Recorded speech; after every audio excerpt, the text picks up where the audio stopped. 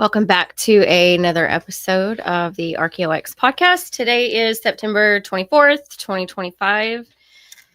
And tonight we are going to talk about all kinds of cool space junk and consciousness and the future of humanity. Space junk. Space junk. You know what I mean? The space junk that everybody wants maybe a shorter bite on and on some other platforms and get the 15-second summary of space junk. Space junk. Space junk. It's all encompassing. It doesn't really include it. So here's the thing. I have this new friend who, and by the way, we could just jump right into it. Why don't we start with hi? How are you? Good. Great. Fantastic. Wonderful. I know. It's been a minute. Yeah. Since last week. That's true. Yeah. Have you been on the wall? Yeah, I've done that. Hung out a little more with Jeff from up north. Hello, Jeff. Hey, Jeff. And thanks for coming on last week. And hey, Rex, good to see you, buddy. Hey, Rex. Yeah, I owe you a phone call. I've not forgotten. It's going pretty good, Rex. Thanks for asking. Like, maybe, we've never actually had you on as a guest. Well, we did. We had a group conversation with Rex early on when we started our show. We need to have Rex back. We should. I want to know how the last time we talked to him, they were going on that tour into the Grand Canyon. Remember? Yeah. Or not the last time I talked to him. Not Rex, you talked you to were him. Doing that thing at the it was a gathering, I think, on the Four Corners. Yes, Four Corners. That's what it was. Yeah. Yeah, I want to know how that went. I want to know how that turned out. Rex, I'll be on the road tomorrow. I'm going to give you a call then, apparently, and talk to you about the Four Corners and have you back. We got to have you back on the show. Yeah, catch up and see what's going on. That's something that has to happen. So yeah, you're I don't know. We have a few things to talk about, but yeah, let's get into it. I want to know your thoughts on this because I have not been keeping up with anything that's going on in the world. I don't know if that's a good or a bad thing. I think that's sort of a byproduct of unplugging from the matrix, but some of the interesting things do float around, like those things in space, like what is it, like 12 mile long? Isn't it 12 miles? They're judging this based on, well, okay, so except for clandestine military stuff, we're judging this based on radio frequency. They're judging the size, they're judging what it is. It's just like how accurate you think they are. Well, they're coming. How country did I just sound? How accurate you think they are? Well, let me get on my rubber band and play it. And you can name that tune. Hold on. Let me go grab my banjo. I'll be right back. That's right. Do you really have to reach very far? It's always in my back pocket. That's exactly how big they are, my little baby banjo. That new hit that everyone's been knee slapping about. It's on. The slower I sound, the smarter I am. I don't know. Okay, anyways, let's get back to it. All right. Okay. So this thing, you said it's radio frequency. I'm trying to find out. I swear it's 12 miles. I'm about to go. Yeah. So it's about, they're saying that it's like 12-mile long, it could be some sort of space junk. So I was blowing somebody's mind. Apparently it was going through that discussion we've had about, so when people are into numerology or they're into numbers, they're into,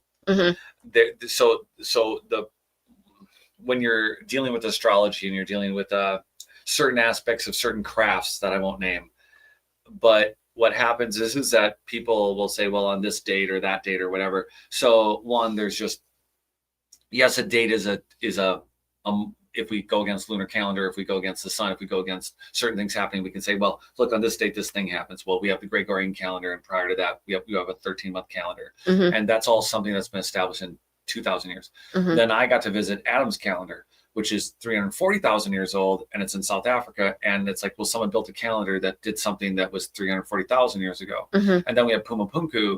That's a calendar that looks like the entire site was aligned at 18 to 36,000 years ago. Okay. So that's recent. There's 340,000 years. There's the Gregorian calendar. But at the end of the day, we're traveling through the ether, not just space. We're traveling through what Tesla described as the ether, which we used to all say was the ether, which I still think we can say on the platforms we're on. We can use the word ether, but it's quickly dying. So the idea is, yes, our sun and everything spinning around it is proportional to it. Mhm. we are within that boundary. And then one could argue, like, well, our solar system is within our galaxy, which is proportionally, but none of us are in the same ether.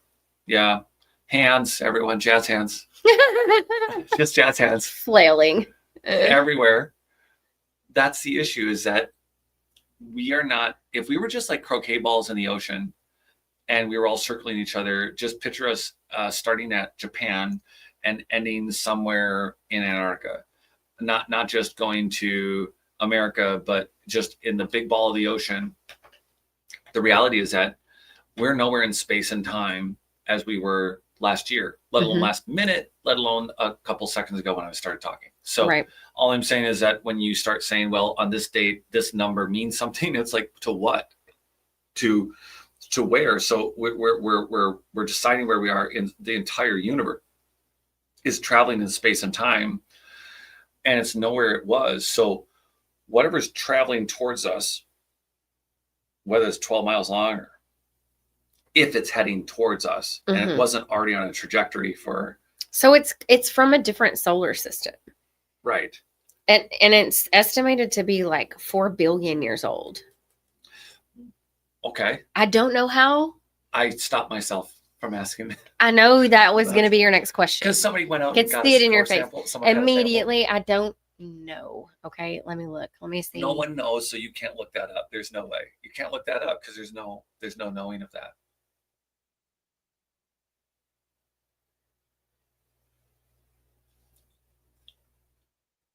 And I don't know. I don't know. I'm reading it and I'm not going to repeat that because. Okay.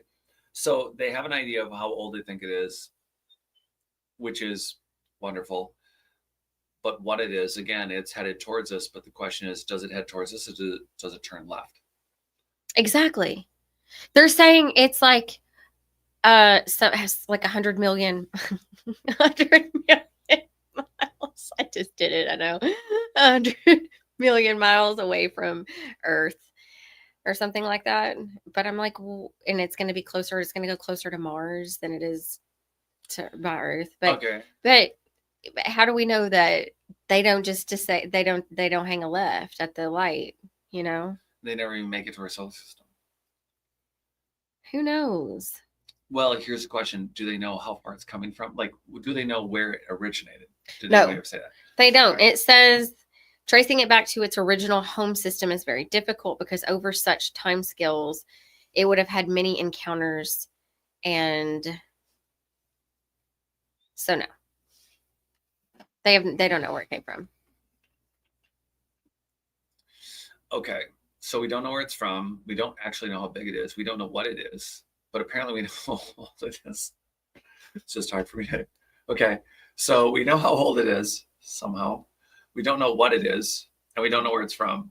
So people get pretty worked up about The unknown. Once something's on our radar, right? Mm-hmm. Well, what about all the stuff that's not on our radar? Mm-hmm. So you're worked up about the one thing. And well, I'm just wondering, like, at what point? I know, right. I know what you mean. Yeah. I'm just wondering, at what point, is the, we've had all of these whistleblowers, like the big ones, Bob Lazar, and then the most recent, George and Jeremy just did that interview with him. Matthew Brown, Michael Brown. I don't remember. Matthew or Michael, I cannot remember. Anyways, that one was really good too, and I'm just wondering, at what point are we going to just disclose? Are we going to just accept it? Because do you remember, can I say this or not? About the glasses. Oh, you can speak about this. Can we talk about those? Hoffman Optics are well known. Oh, okay. I didn't know or not. I didn't know. We can speak about what they do, yeah. Okay. And they're for sale. Well, you should talk about those.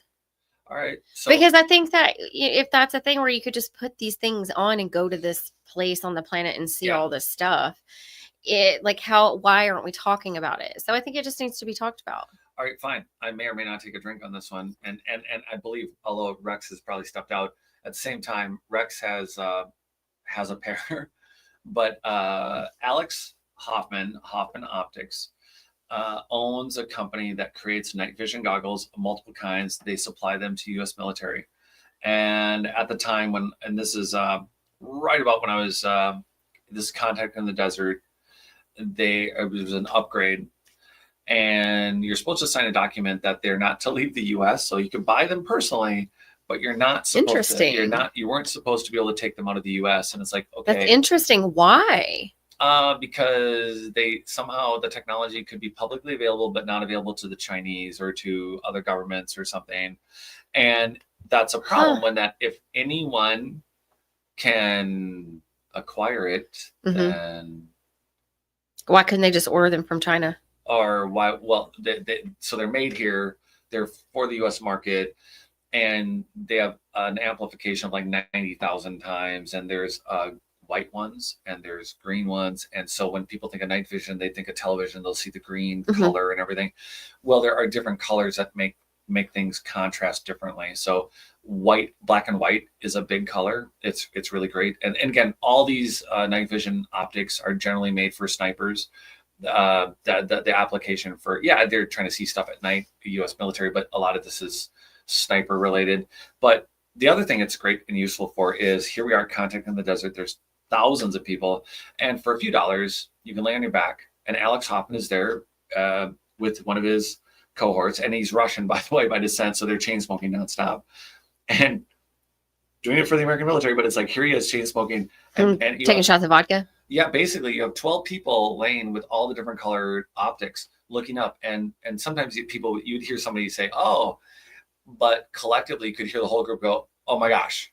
Oh, like the whole group would be like, "Holy shit!" Yeah, and they're looking up, and I'm like, "All right, okay, so I don't know what they're seeing, but whatever. It can't be. You're looking up. It looks like the night sky. It's the stars and things. Whatever. Yeah. So then we get done after 4 days of everybody oohing and ahhing and screaming and collectively. So we end up, he's like, "You want to do this?" And I'm like, "Oh, yeah." And it's like, don't suck my blood, but sure. So we lay down, and all of a sudden I'm like, holy shit. When you look up at first, so I'm discounting moths, bats, birds, owls, just bugs, moths, whatever. What am I looking at? And as I'm discerning, as I'm looking through, because there's all the different colors, but we're looking up. So we have an amplification that is tens of thousands of times beyond the human eye. And what you're seeing isn't just one or two, like, Starlink or satellites. You're seeing them go. They're very orderly, the way satellites move. And so one is, you're establishing what you're seeing in your height of vision. Like you're laying back and you're looking up and you're like, okay, well, this is like a mile high. This is like way up there. I don't know where, but it's like in the stratosphere. And what you start seeing is multiple objects zooming, like moving, like at extreme speeds over many, many miles. And they're doing 90-degree turns. They're moving fast. And there isn't a few, there's a lot. Do you think it's alien technology, or do you think it's governments using technology that we don't know about? I think it's both. Really? I think it's absolutely, because they're the amount of stuff up there. And that's the thing, if anyone and everyone would get on these goggles and just lay back. And by the way, you don't have to be we were in 29 Palms, that area. It's a big area, but you don't need to be in that area. You can literally be on your back anywhere. And as long as you have no pollution, light pollution, if you can just look up the significance of the freeway of everything that's at our planet doing things that are absolutely not acceptable as far as normal flight and travel is going on. It's like, okay, this isn't hard. You don't need to wait for aliens or to look at, if you want to see them, you just have to look up. Yeah. And you just have to use some of these goggles and sit back. And I bet there's areas. Okay, so while I was out, there's a thing called giant rock or big rock. And it's literally a glacial rock that's 8 stories tall. In fact, it's so big they bolted it at one point. At one point, a guy dug it out underneath it and built a bar. And you can see pictures of this in black and white from the 50s. So we should do this one of these times. But I went out there with a friend, and we had heard that you could see aliens.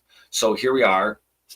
We're out there, and we decide to stay. Mind you, there's no roads out there. There's dirt trails. And we drove out in a car, which is a dumbass idea, because it's like you should go out with a 4x4.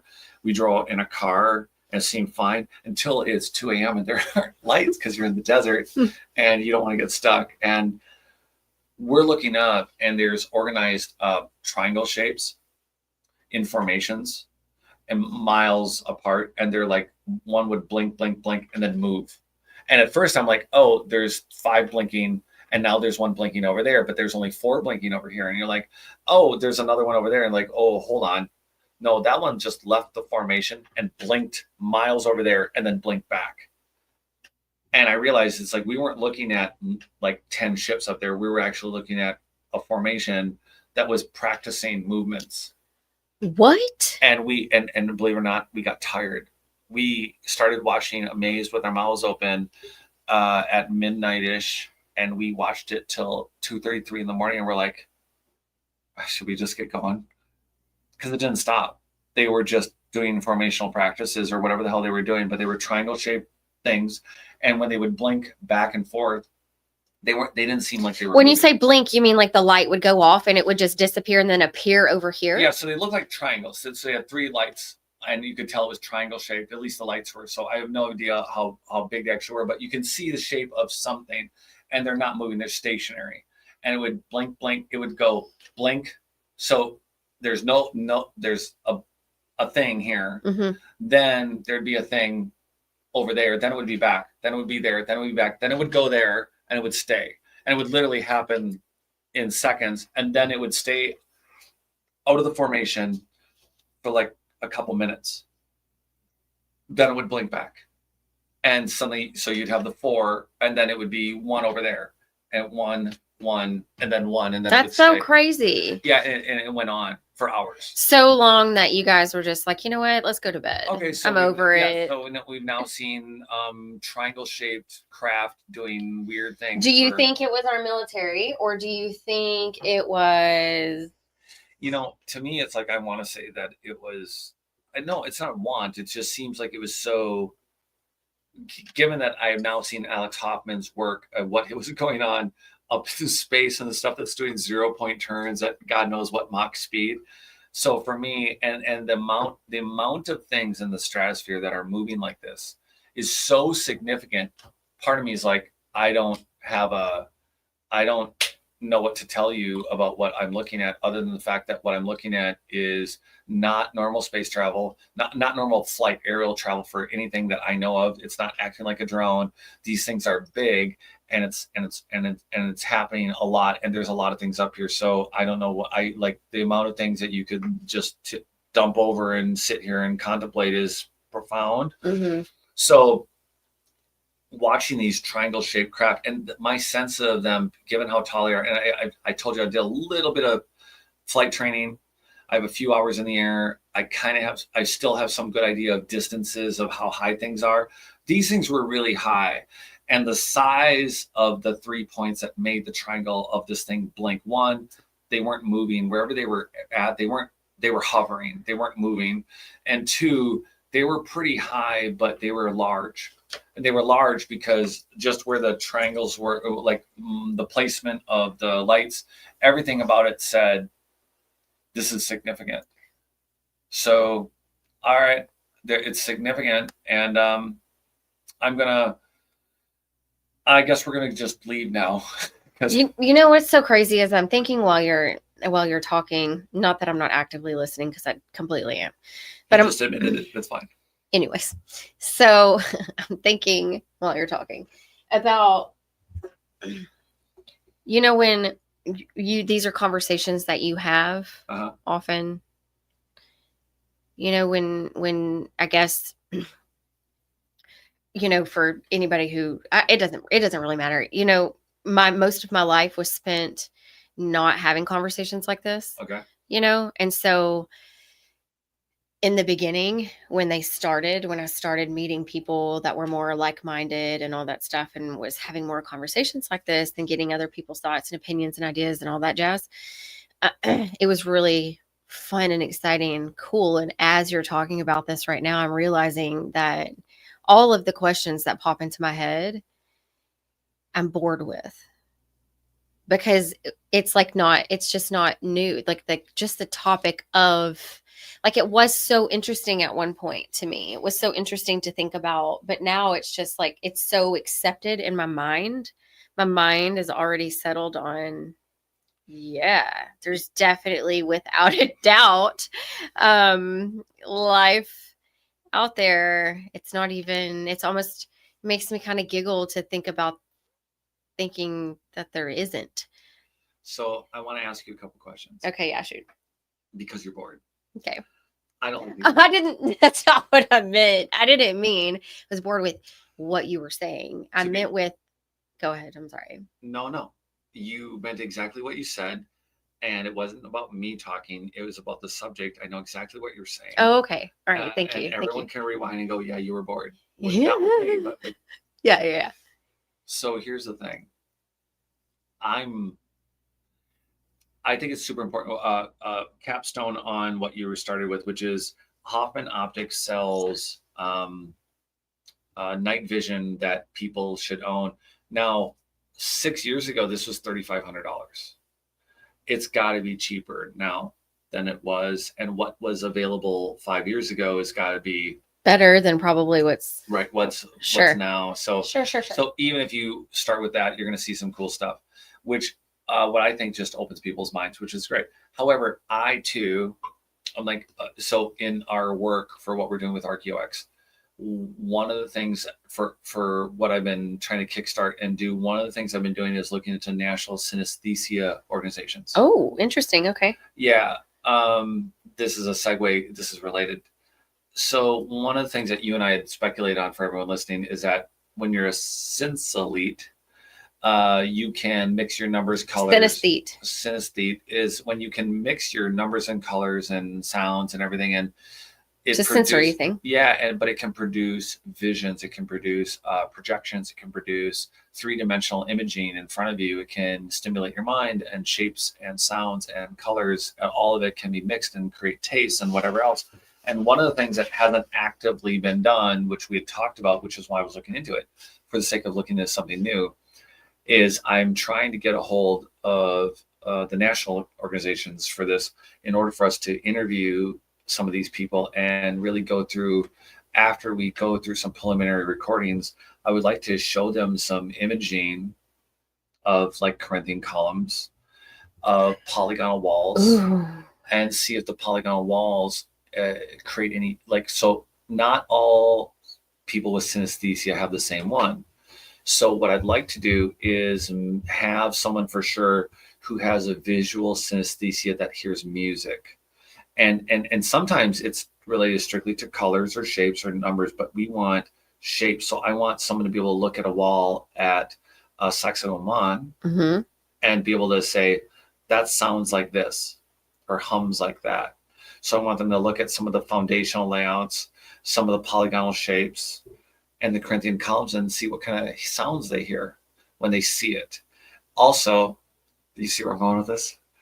And well, I'm just thinking, when I was at Sacsayhuaman, I remember the guide was saying that his belief was that they were moved using sound frequencies, that they were able to somehow match the frequency of sound to the density in the material to create a weightlessness to I guess to a point, and it became a lighter material to move. So that's, I guess, one theory floating around out there. And so when you're talking about looking at the stone and hearing what it sounds like, I'm just wondering if that's how they knew how to match the frequency. Because I'm like, how would you know what specific frequency to target? Well, so there is YouTube video of some Russians levitating some ping Oh pong yeah, I balls. remember you showed me that. Yeah. And so it's totally possible to use sound to do that. Yeah. To in the box. It was in the clear box, Yeah. right? In the clear box in the video. And then it would put sound in it and then it would levitate the material. Yeah. So we Forgot about that. So we know it can be done. What I think is missing, so when you have a polygonal shape, So when you have a wall that's already finished, Mm. they've chosen to say that, okay, look, when the frequency, and here's where it's semi-unrelated, thousands of miles into the ground, into the Earth's crust, they're saying the frequency generated by the sound wave by some tectonic plate shifting is causing this wall, or a building at this point, any kind of a building is going to move X, Y, and Z way. So what they're doing is they're then saying, okay, well, this polygonal shape at this point in this wall, 100 feet in at Sacsayhuaman is going to cancel based on the shape and weight and shear strength and everything else, and whatever this construction is, it's going to cancel this wave. Mm-hmm. Also, there are energetic waves about energy, right? So they're delivering energy, they're delivering communications into these buildings and these structures, I think. So I don't think it's just canceling an earthquake and being preventative. I think there's also a way that they're using the construction to actually send and receive through the terra preta or through this foundation. So that means that someone with synesthesia could look at the shape of that wall, which may have been a buried shape. So it may have been a shape under a plaster, under a finish, but that shape is the gut construction of a wall that I wonder whether or not that they would have an impression musically or harmonically, or with, and here's the thing, I'm automatically thinking that someone with a sound or a frequency, some sort of harmonic in their mind, be able to look at a wall like that and hear something, or hear a frequency, like they're like, I hear the frequency of this or that or the other. Like maybe they won't know that's 512 or 46 or something. They may not know that, but they may hear a tune, or they might hear music, or they might see numbers. So I'd be very curious, someone with numerical synesthesia could look at something like that and go, I see 4.6. I see this. I see that. It's like, and I'd be very curious. What would that tell us? Well, there's a thing, I think it would help us reverse engineer the kind of science that would create the kind of math to create that kind of shape in order to measure that kind of an impact of some frequency that's under the earth. Okay, so first of all of that sentence, no idea what you just said. Okay. Can you dumb it down for us folks that need to be, What? Can you please? Yeah. I don't understand. Some sounds are bogus. Other sounds are like super cool. These sounds are like wicked.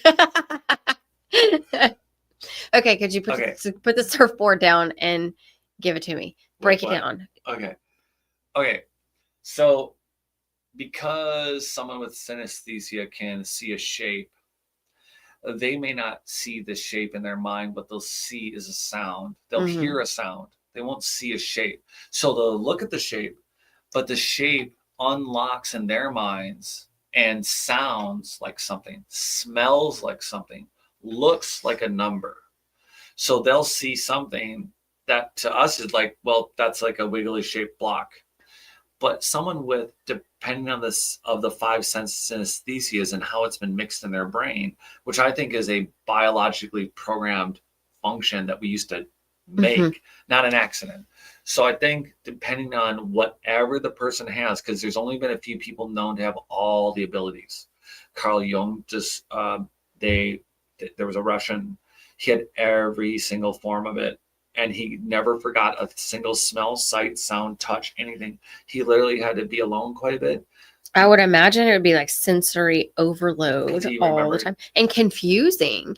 Could you think about what it would be like if you had all of them and you're just walking around your everyday life? No, because trying to make sense of your environment. And he wouldn't forget.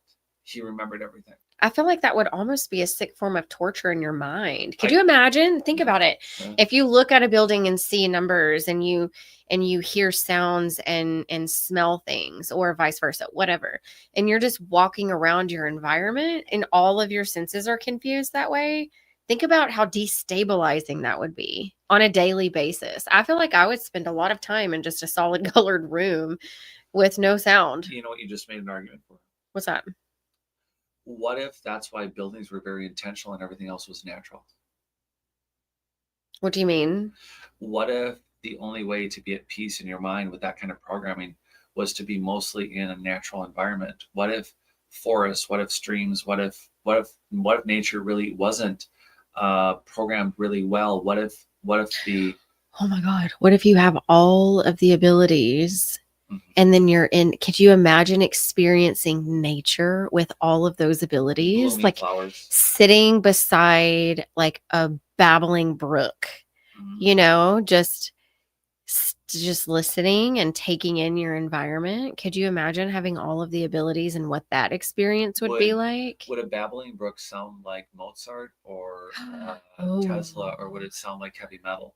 Would oh it be God, like I don't think would so. it be like death metal, No offense. or would it be death metal, or would it be Mozart, or would it be Beethoven or Bach, or would Or it be why would it have to be music? what if all you heard was numbers or smells? What if you listen to the sound of the brook but you could also smell it, Yeah, it incited smells, scents. yeah. So and visually it's like, so you're hearing it, but then you're also seeing it. You're seeing the movement of the water. Right. So is it the only way to blur the lines and turn those systems off? And so was every building was a Corinthian column in what we think is something from Tartaria, not just Greece? Is it that every actual construction had a visual, or had a such a purpose, that if we put the right eyes on it, we're going to start we're going to re-engineer or unlock some of the technologies and some of the spaces.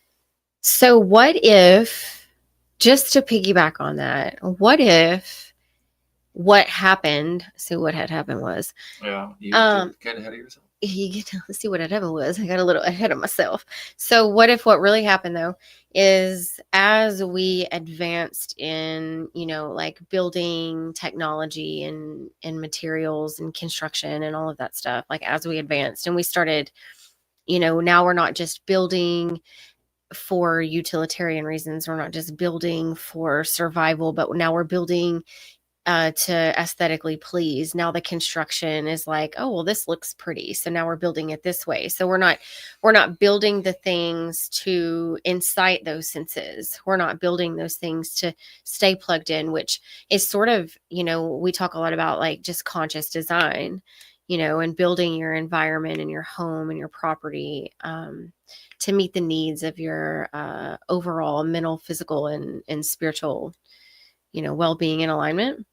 And so, what if back then, the reason why we're so cut off from some of these abilities isn't just about, being plugged into the matrix or the propaganda or media or politics or religion or all of the things that blur truth, you know?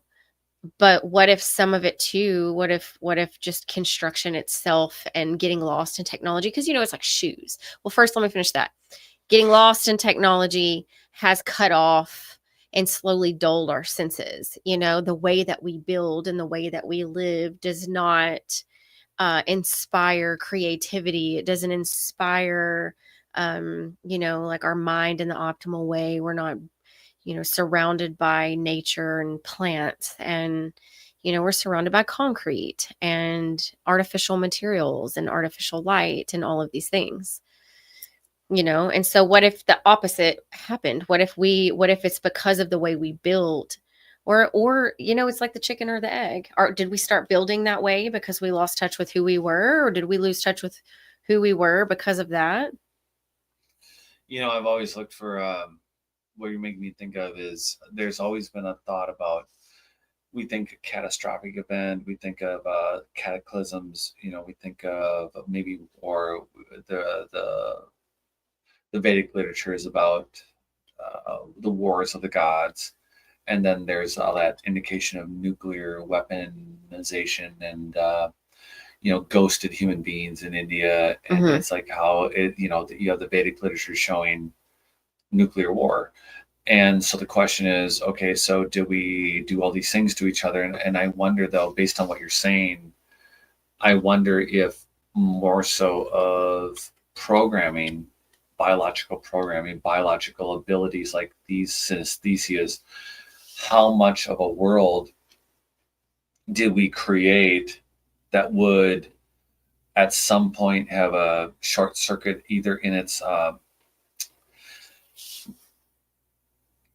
I guess my thought was around, what if we backed ourselves biologically into a corner, Mm-hmm.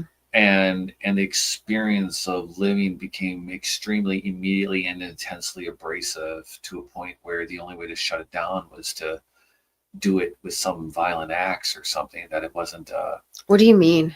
well, I wonder if at some point, if this biological programming, where they're like, okay, well, they're designing their buildings around their senses, and everything is working well together. It's like, what would happen if it was out of tune? What would happen if you didn't build?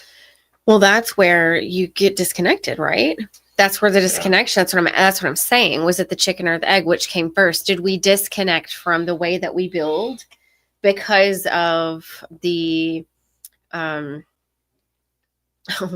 why can't, what's the opposite of expansion? Contraction. Why? Brain isn't braining.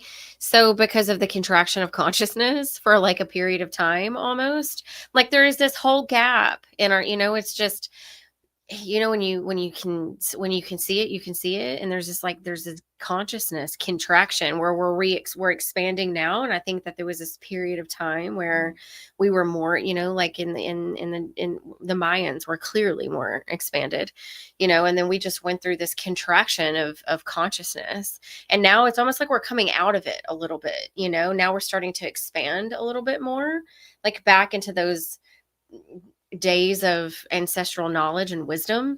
And I think that's what we're, as a whole, sort of starting to reconnect to, is, we're plugging back into our roots a little bit and realizing that the important thing isn't just material stuff, it's but the way that we live. And so I think, why are you looking at me like that? Just let's go for it. What are you saying? Why are you laughing? What's happening? I'm not laughing. I don't know what's happening. Keep going, you're on a roll. Well, no, I'm not, because you stopped it. No, I didn't. Okay, so where was I at? God, geez. Yeah. So conscious living, I think that, like, what happened first? Was it that, did we begin to build because things are aesthetically pleasing, not necessarily out of, for to maximize our health? Did we disconnect and then start building that way, or did we disconnect because we were building that way? You know what I mean? Like, where did it happen? Like, how did we, or it's just been like a slow leak? Actually, you know what? This is the first good example. What you're describing to me in my mind is something I hadn't thought of, in that it's the first good example of, if they had, it seems like an obvious point, that they tuned the world in their life to the point where I thought, like, if something catastrophic happened, they wouldn't be able to handle a quick change. Mm-hmm. So part of me thinks that it was so tuned, so biologically and cerebrally bound. It bothers me in the sense that if something catastrophic hit, like a giant meteor, if the people left standing had a connection where their bearing points for literally walking down the street was all that connection, mm-hmm. and it had literally all burned to the ground or been devastated and wiped out, if it would, I read an article today referring to some AI intelligent web searchable products that I cannot name because I don't think I should. Basically, that there's already studies showing that people's brains are shutting down. Their ability to cognitively be creative, expand, think is actually being diminished by them using some AI search engines, because they're no longer using their own mind. They're developing whatever they think based on what the AI is saying, mm-hmm. but they're just basically they're refining it, but they're not thinking themselves. So there's studies that are currently, the article is all around the studies that apparently it's not making us more cognitive, it's actually making us cognitive less. Mm-hmm. So I would think with synesthesias, imagine if you're connected to all the things, and then suddenly all the things have either been burned, slid under mud, on fire, flooded, or have been wickedly destroyed, right? And you're standing there, and your bearing points for how you feel, how you sense, how you connect to everything, all your reference points have been literally scrambled and jumbled and gone. And yeah, you're left with the ability to, like, talk, but you've been so reliant on the music, on the smells, on Mhm. all your senses have now been muted or destroyed, and all the things you look at have been muted or destroyed. So how would you be able to actually function and not digress into like a melted pile of I was just thinking, I feel like that would just take you back to the cave, back to the flames, back to the yeah, shadows? back to the chains. uh, because you wouldn't know, you wouldn't have a relationship with your own thoughts. You wouldn't have what we take for granted. Right. We think it's like, oh yeah, we can want to be cool to see those things, but it's like You would be just disconnected from everything. but we are, and we find it normal, and we can function because we think it's like we're like grasping at something to be better. Isn't that so wild to think? And I think that I think that there are stages of that movement from the chains to the sun, Mhm. and maybe like different, not levels, but compartments in the sun. Yeah. You know what I mean? Yeah. But I think that you're right. I think if you're completely cut off from everything that you've ever known, Yeah. Like and it would, I don't know that it would necessarily just be that generation. It would be the generation produced from that generation that would be born into the cave of that almost. generation that could even produce. Yes, would be born into the chains. And then it would just start that entire process over. But look at us now though. Look at all of the people now in chains. Yeah. But so I was having a conversation with, I think this was, maybe it was my mother. I can't remember. I was having this conversation recently about like, oh God, how do I say this? One day I propose Okay. we have a conversation about All right. religion, spirituality, and all of that, fun, controversial stuff. I think we should. But anyways, we were having a conversation about these things. And the perception that people have, they're so, it's like Plato's allegory. One of the reasons why I think it's almost like the foundation of everything that I think about and build on now is because I've lived it.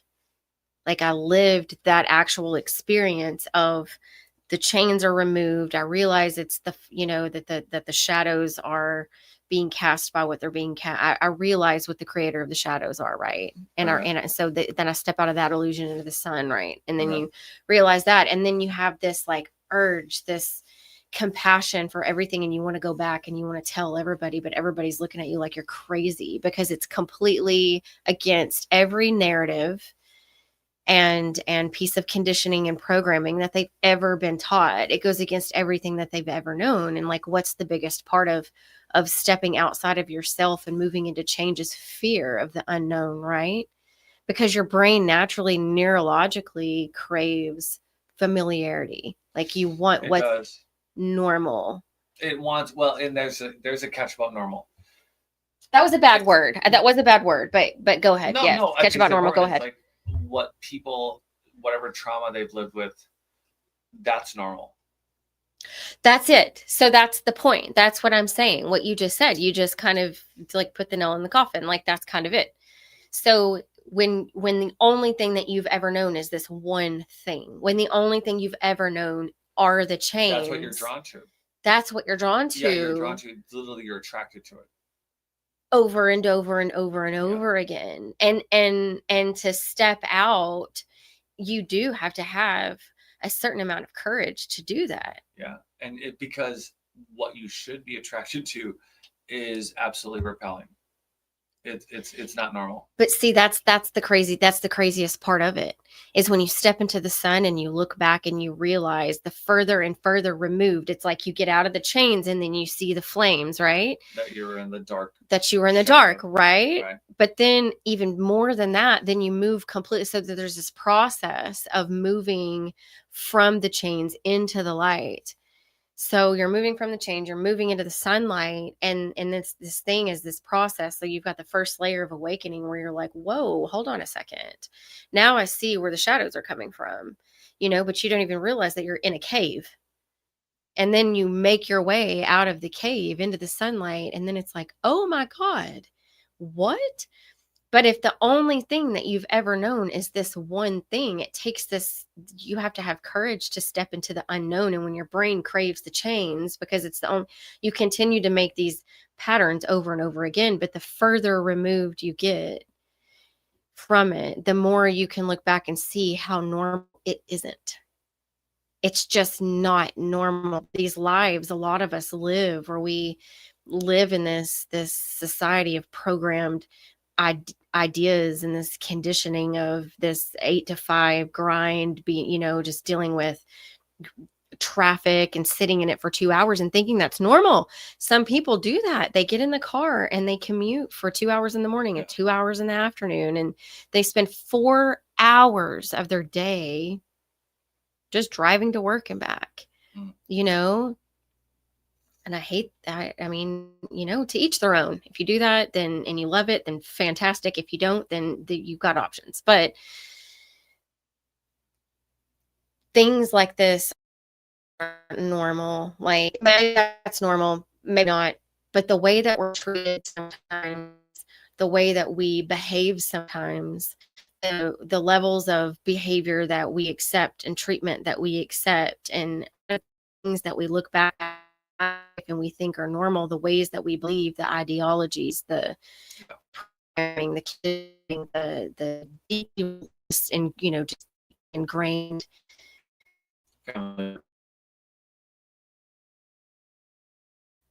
Whoa. Yeah, and all that.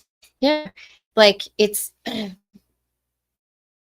when it's the only chain you've ever known that it's normal. Yeah, you're basically describing and trauma or whatever it is normal. Mm-hmm. What you're familiar with is normal, not something comes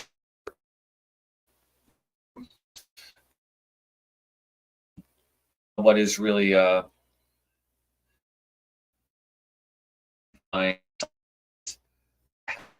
you're just identifying something. Again,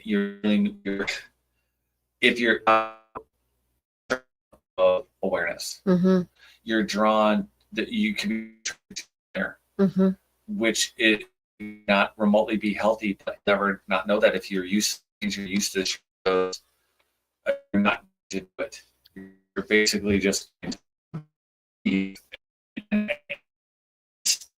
to leave a zone of comfort. You're going to stay in space entirely happy or different. If you're sitting with what you're used to and what you know, you're not even questioning it. You're not even going, oh, this isn't something that is unhealthy, because it's what you've grown up with. It's entirely what you're familiar with.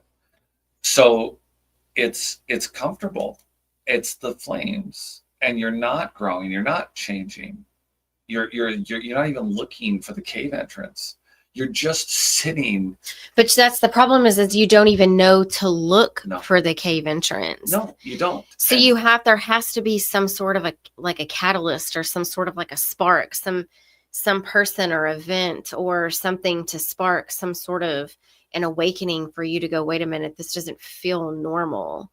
And so it's like what I think is what I see and what I feel to be my truth anyways, is that we're so disconnected for many reasons.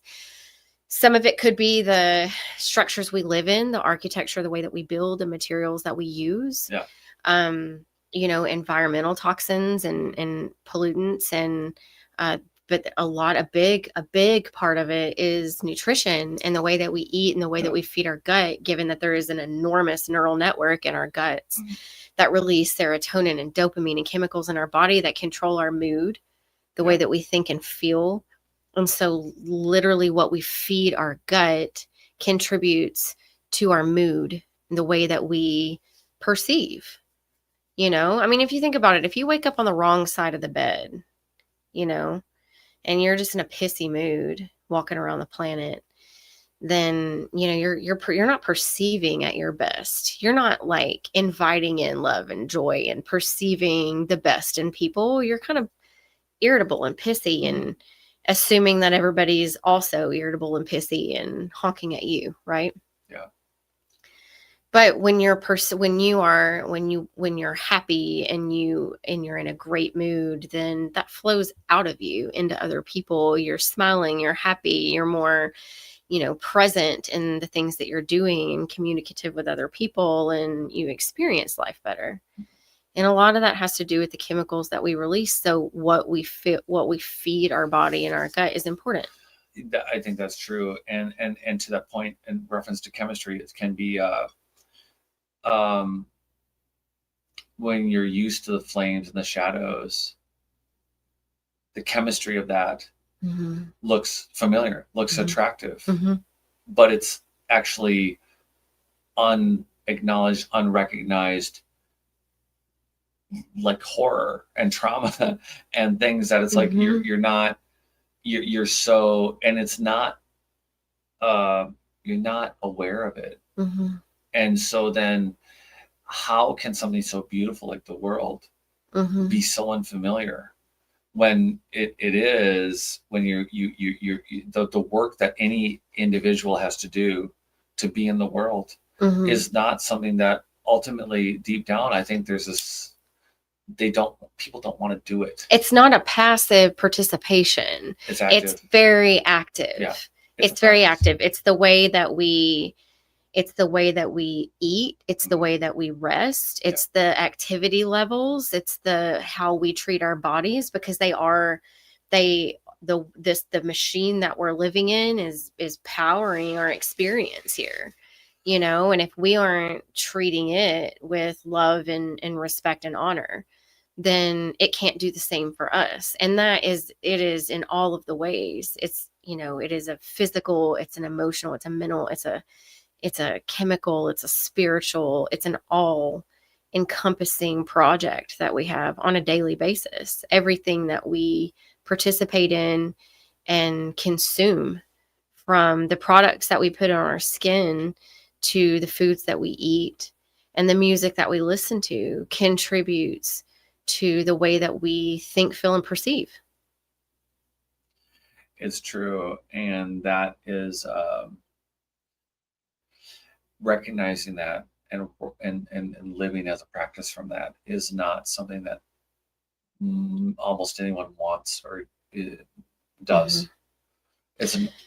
Do you find, though, that the more you participate in these activities that do create this optimization for your experience, right? Do you find that the more you experience and participate in these activities, do you feel that the more you want to, that it has moved from, and I should do this, I should go to the gym, or I should whatever, to, and that's something that we should also, because that's something I've experienced in you want to take care of yourself, and it's like you innately know that you should be physically active, that you should be getting your cardio in, that you should be burning the fat that whatever. But going to the gym for me has always been one of the, I have always been envious of people who just get addicted to the gym, like the women who can just go to the gym and like pump iron all day and walk out with these thick thighs. And I'm just like, damn girl, get it. I have no desire to do that. Like none at all. I have nothing in me wants to consistently go to the gym. But what I have found is that I love climbing. Okay. So I can go to the climbing gym and I can get in these workouts right on the wall, climbing the wall. And it's creating results. I see, the results. I feel it. Yeah. But it doesn't feel like work. And so I think that it's important to know that when you are, if you are committed to any sort of path of growth or evolution, fitness is part of that. And a lot of people have a hard time because you just naturally think, well, I got to get in shape, so I'm going to go to the gym. But that's not the case. Like, you can do other activities that you actually enjoy doing, and maybe it takes a little bit longer because it's not targeted workouts, right? Yeah. Like, I'm not targeting certain muscles when I'm on the wall. Gym climbing is holistic. Yeah, it's all over. Right. But I'm not trying to grow any certain area or targeting anything. And so it's not like a targeted workout, but what it has done for my physical health, I feel like is significant. Oh man. Yeah. For sure. So I think that that's important. I think it's important to know that if you hate going to the gym, just find the activity. Find the one, whether it's pickleball or, I don't know, rock climbing, rowing. There's all kinds of things. Just find the one, find the thing, because it's not just about the physical fitness that you get from it. It's the mind thing, because eventually something switches in your mind and it's like, ooh, I really like doing this. I'm also burning calories, increasing my heart rate. I'm getting all of these physical benefits from it, which also increase longevity, lung capacity, all of the things. But I'm doing something I love. It doesn't even feel like work, Right. And that should be life, right? Yeah. Yep. That's part of that consciousness expansion, though, is realizing and stepping outside of the matrix, is realizing that there is another way to treat reality in your existence. So it's coming back into the cave and trying to share that, with everyone. And then them turning, looking at you like you're crazy. And then, I get, like members of my family, want to witness to me now and assume that I'm probably on a fast track to hell. But okay, we're going there. Yeah, right. I mean, it's what it is. It's where we're headed. We don't have to dance around it. About what? What dance around what? Just religion. We don't have to dance around it. No, we don't. We don't. Should I speak on that? Sure. Yes. I don't know why. Like, we have half an hour and this is where we're at. You know what? Not that anyone's keeping track or counting down. Thank you all for listening on the podcast, and all the catchers. But I think, so I want to back up, because what you're saying about working out or fitness holistically, I think that the conversation is really short and really difficult, because there's this world of longevity, like Brian Johnson, Dave Pascoe, and and in fact, there's literally a longevity conference and Olympics, where the point isn't to be a gold medalist, but the point is to really measure your organ health, your skin health, your hair, like to look at each, and everybody individually has functions that are going to be their own personal benchmarks to actually be a better person and for them. And that doesn't always mean that it's going to be the same. It's for everyone, but it does mean that when you're looking at longevity, it's not just about whether or not your muscle size is increased or anything else. It's your flexibility, it's your power, it's your strength. And in order to do all of that, you're really going to have to each take on your personal challenges, mental and physical. Everyone's has a different handicap. So wherever you're at, you have to start with that, and you have to modify not just a physical activity. You have to modify the mental activities to get to the better harmonic of you. It is not a reference to someone else. It's not a reference to being someone else. Wherever you're at, you can have some intention around being the better version of you. But if you're not actually working on it, you will fail. And I don't mean that in a caustic, bad, get down on your case sort of way. I mean, if you're going to work on yourself, and I don't mean in a way where you plan on doing 30 push-ups instead of 20, but I think the reality of you being the best version of you, or amplifying what you are, it requires some intent. That intent is going to require an effort that is not naturally human for most people. So whether you want to go to the gym, or if you want to go to the climb or whatever, that's not the thing. The world of longevity isn't just about surviving into your 90s or hundreds or longer. My goal It's about thriving. Right. And that's the difference. So no matter where you're at with whatever your personal health is, there are benchmarks to thriving and to being a different and better human. And to amplify that, there are different pieces to it. So me personally, it's like, yes, I believe climbing is as holistic as it comes. Mm-hmm. However, So explain why you believe that. So for anybody that's considering it or looking for an activity to get started in, climbing is great for a lot of reasons. I just started climbing, thanks to him, in January. And just like any other time I've been to the gym, there were days that I would get on the wall and be like, I can't do this. It's too hard because I had the weakest upper body, when I first started climbing. And there's a lot of upper body used in climbing. When you're being lazy with your legs, yeah. Well, and also if you're short, okay? If you're being lazy with your legs. And also if you're short and the holds are far apart. So, you know what? I will shout out to one of my good friends that I climb with, and granted, you know what? I'll tell you this. My friend Alexi is a absolute spider monkey. She's got to be. Did I meet her? You have not. Okay. She is probably like me. She's had heart issues. She is the most well-eaten, disciplined. We've been climbing together for almost like 7 years, and she's got to be 5'1". She is all muscle, and she is she's got you beat by 3 inches shorter or 2 inches shorter. Like she's got to be. I don't know. Okay, hold on a second. To be fair to myself, this just happened. So my son and I were, because like he's almost taller than, okay, so officially he's taller than you. Okay. It happened. Well, he's a boy. But it just happened. So last week we did the measures and I apparently shrunk.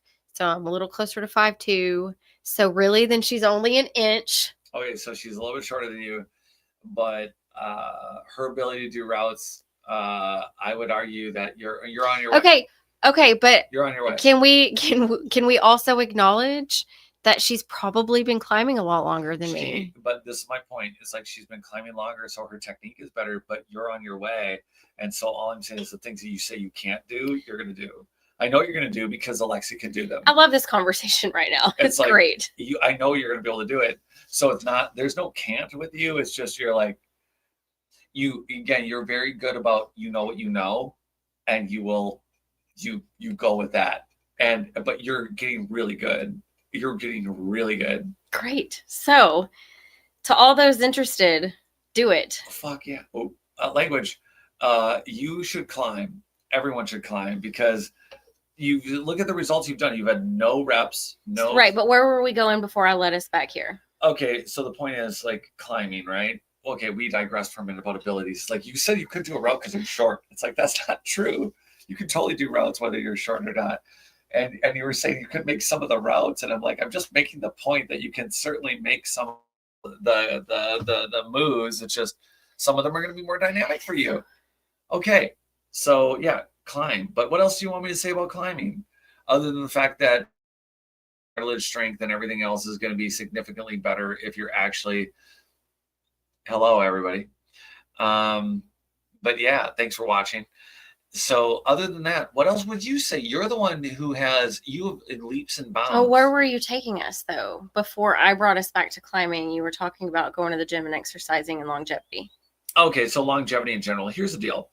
If you want to live, you said it. If you want to live, you didn't say engaged. What did you say? A more not fulfilled, not leveled up. You described it better. It was optimized, maybe.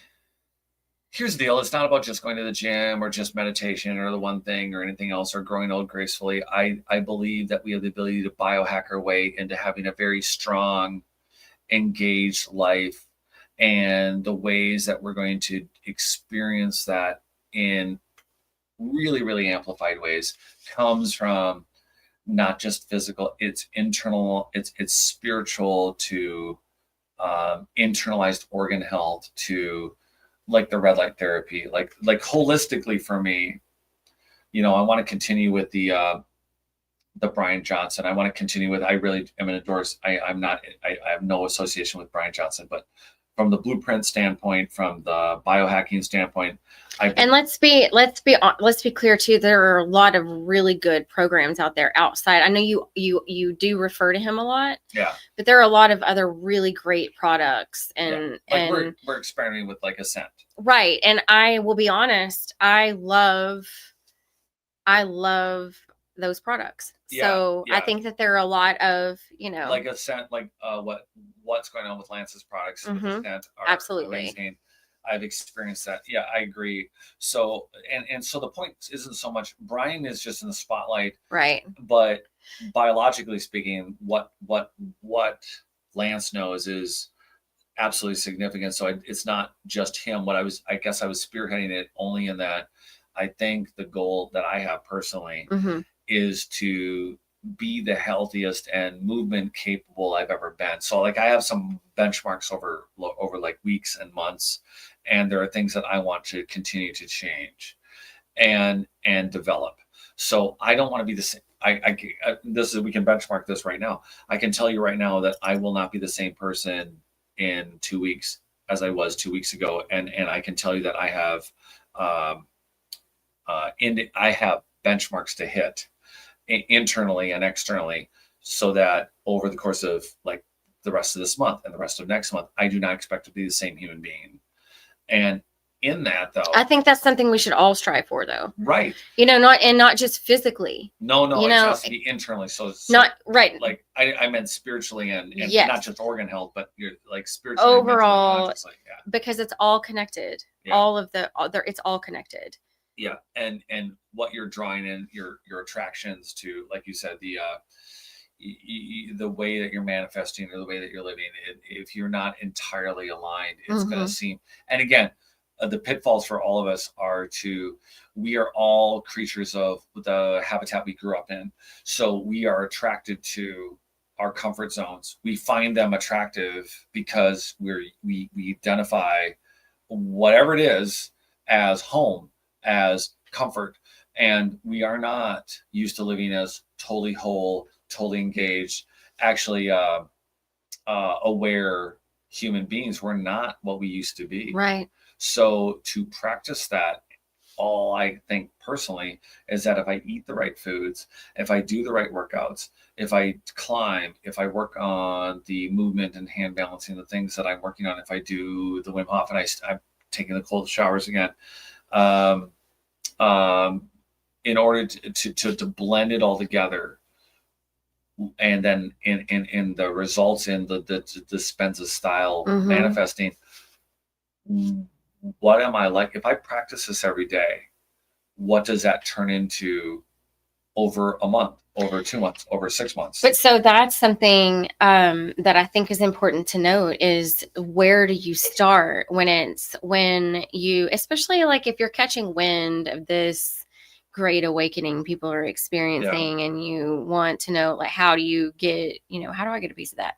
Like, okay, I'll get a piece of that. Yeah. Like, where do you start? So I think that it's important to note, like, starting anywhere, somewhere, that's all that matters. Whether it's with your diet, whether that's with your level of physical fitness or your fitness routine or whatever, or whether it's, reading and diving into research, into archaeology or consciousness studies, or, whatever it is. I think that just attacking the wheel at some point, somewhere, kind of pushes you a little bit further.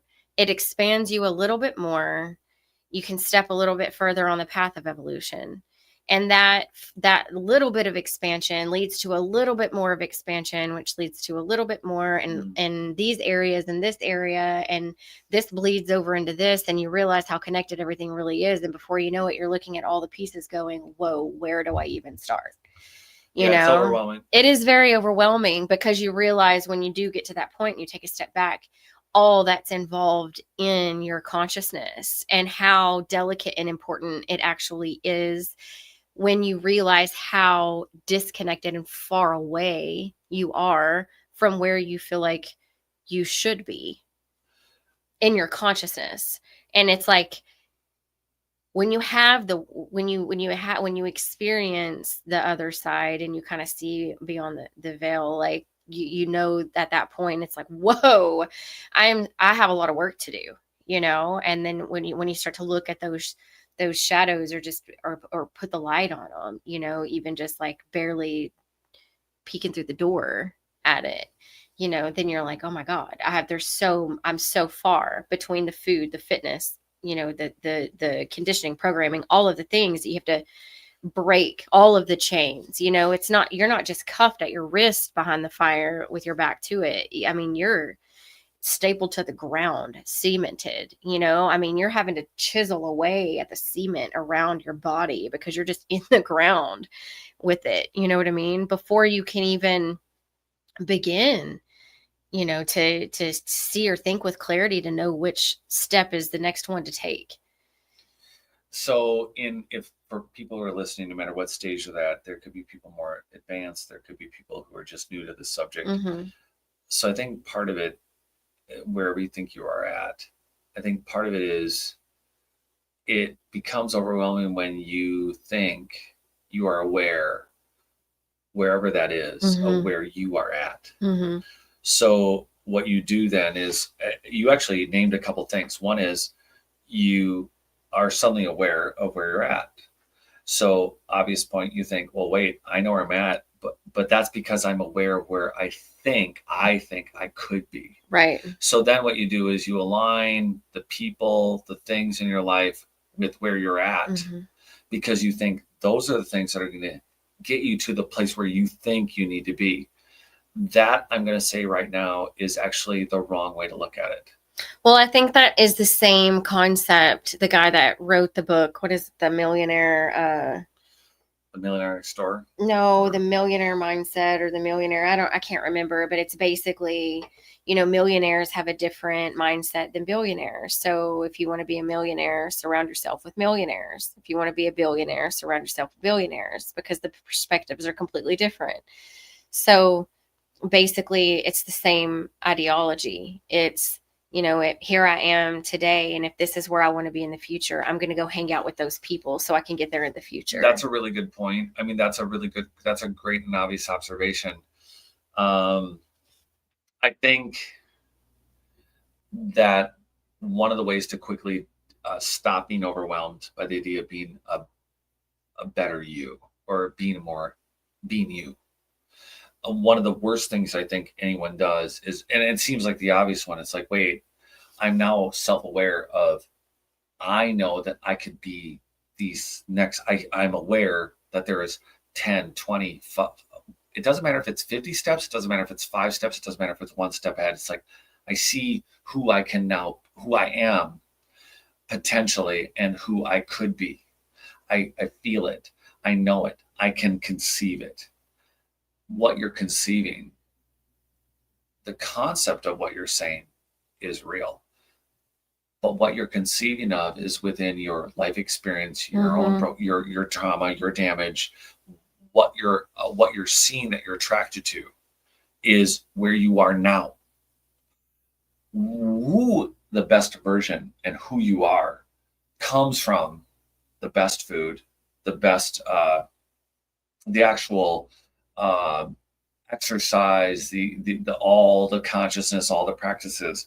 These are things. What are you reading? I'm stopping on this one. The age. How old are you guys? Or how young are you? That's the key question. How young are you?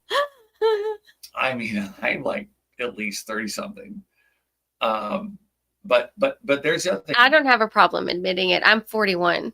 You know, but the mindset around. I act 22 though. Just if she's not 16 3/4. I am a little immature for my age. It's fine. Okay. See, here's the thing. It's like, how many people you meet, they're like, I'm old. I can't do that. I can't do this. I can't do this. I can't do that. And it's like, if you speak like that, you will not be able to do it. Mhm. Or I can't get to that. Or I can't. I'm too do that. old for that. Well, if you say you're too old for it, you probably are. Yeah, and if you're manifesting like, oh well, and I'm getting, I'm fill in the blank, and and when they're reluctant and when they're shrugging their shoulders, it's like that's a dangerous way to live. I'm not saying you can't. It's just that you are very quickly not going to be mobile. You're very quickly going to be immobile, and statistically, you're just not going to live long. How's that for caustic? Anyone? But I can't read that from there, so you're going to have to read it. He nailed it. He's in his 50s and she's in the early 40s. Someone knows us. So we don't. Shut up, Andrew. So the reality is that, by the way, this is my natural hair color. That's too funny. This is fun. So Andrew's gotten a little spicy. I like it. Spicy Andrew. That or Andrew's mess or something, or somehow he's followed us long enough to know. So it's like, or maybe he just has a couple of eyeballs. Not that you,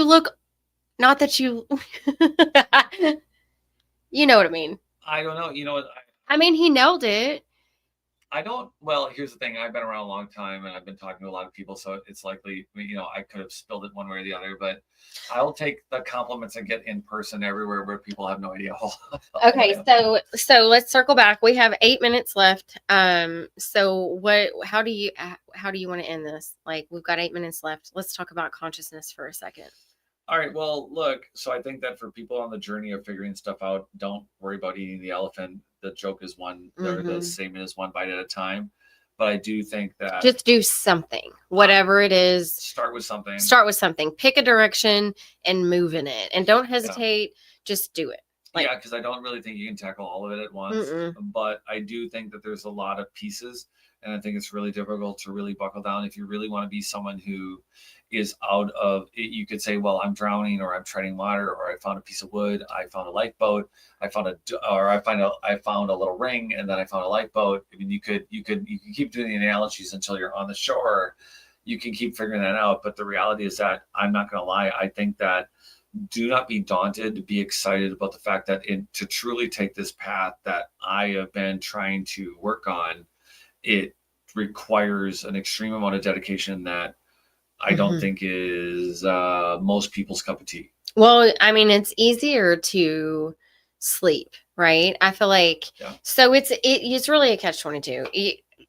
I wouldn't have it any other way, like I would rather see the truth and live in, because it is liberating and it's freeing and all of the things. Yeah, it's because you're in your 40s. I don't think that has anything to do with it. Just thought I'd shout out to Andrew. You're just jealous because you're in your 50s. No, I'm not. Yeah, okay. Anyways. Do I act like it? Yeah, sometimes. All right. Look who's talking. All right. Anyways, what was I saying? You were saying start somewhere. Is that what I was saying? Well, don't just start somewhere. Don't not do everything. I mean, it's like, don't do nothing. Yeah, no, don't do nothing. Start somewhere. Like it's easy to sleep. It's easy to get up every day and do the same thing because our brains are wired to do that. But when you see through the wiring, when you realize that you can change the wiring, that's a better way to put it. When you realize that the wiring was put in place before you even knew wiring existed, then it's like all of a sudden it's like, oh, okay, there's wiring. Oh, I didn't put it there. Who put it there? Okay, well, I can rewire it, and then it's realizing that you actually have the power to rewire it and taking a step into the unknown and doing it. And it's just one, like you said, one bite of the elephant at a time, one step into the future, one step into evolution at a time, one step into growth at a time. As overwhelming as it can be, pick a direction and move in it. Pick a healthy direction and go that way.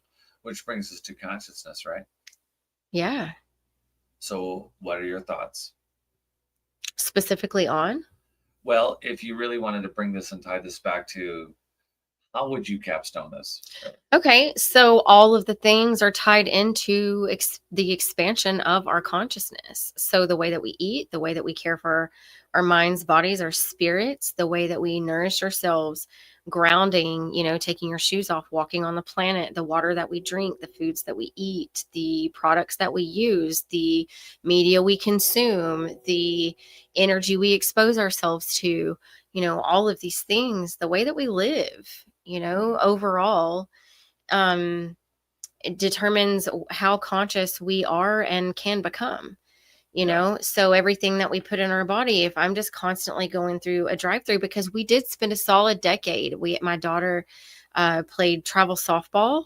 She's in college now, playing college ball, but for 10 years, we were in sport traveling. We ate a ton of fast food. We were constantly eating at concession stands and drive-throughs, and it was, hours on the ball field, and you may or may not get a break to eat, so you just eat what you can in whatever little town you're in, and it's usually shit, and so it was that, when you're not making these choices for your body, because everything is wrapped together. So the food that we eat, it's either going to wake us up or it's going to numb us. Okay. And so the food that we put in our body, every bite that you take, it's either, is this going to numb me or is this going to wake me up? Okay. So when you're focused on the path, the growth, the evolution, the journey, the expansion of your consciousness or awareness, every bite that you take matters.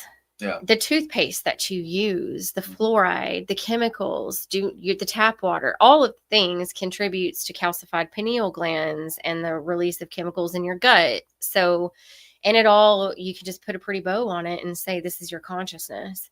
So all of the ways that we treat ourselves matters. And when we start moving in the right directions with the little choices that we make by if you're going to go through the drive-through, if you don't have a choice, get the salad, choose the grilled option. Like maybe none of the options are great, but pick the best option that you can and just get in the habit of making the best choice. If it's not the best choice of restaurant or the best choice of, whatever, just make the best choice you can on the menu. Because just getting in the habit, putting your brain in a space of, I'm going to make the best choice. It's not just about what you're eating. It's just making the best choice of all of the options that you have. Retraining yourself to know, like, I'm going to treat myself better. I'm going to treat my body better. I'm going to treat my mind better. And that starts every single time you have an option and a choice to make the right one. That's it. And then one step at a time, one bite at a time, one workout at a time, you expand a little bit more and a little bit more and a little bit more. And if you're dedicated to the path and you're committed to the journey of awakening and seeing through the veil and living the best, healthiest, most optimized life while you're on the planet with your mind intact and your body physically able to carry you where you need to go from A to B when you're 95, Is that how you how is that how you see yourself, as far as like, as long as I'm on the planet, I want my mind and body to function at its optimal level. Right. So I want to treat it in the ways that, I want everything to be in moderation. Like, I'm not saying that I never consume alcohol or substances that aren't good for me, but that's in moderation. We're having drinks this evening. Admitted, we're doing it. We're doing it, guys. It's very nice and spiked and spicy, but in moderation, right? Yeah. So I think it's important. The way that we treat ourselves is what determines where on the path that we move and how far we move on the path. When I'm 95, I have the ability to nurture my brain, my mind, and my body, right? I have the ability to do it so that when I am 95 still on the planet, I can do all of the things that I want to do. I don't want to be if I can't control it, that's one thing, but if it is in my control, I want to do that. I want to take care of myself. Okay. It's a choice whether or not I go through this drive-through or wait until I get home. Maybe I'm going to be hungry for another hour, but I'd rather be hungry for another hour than eat food that's going to make me suppress serotonin in my gut, which is going to affect the way I perceive the next day or the way I sleep at night. You know what I mean? Like, once you know, you can't unknow it. And then it's like you're consciously putting every bite that you take that is not good for you. It's like you're consciously putting yourself to sleep, like everything that you do. It's like, am I taking 4 steps back or am I taking 6 forward?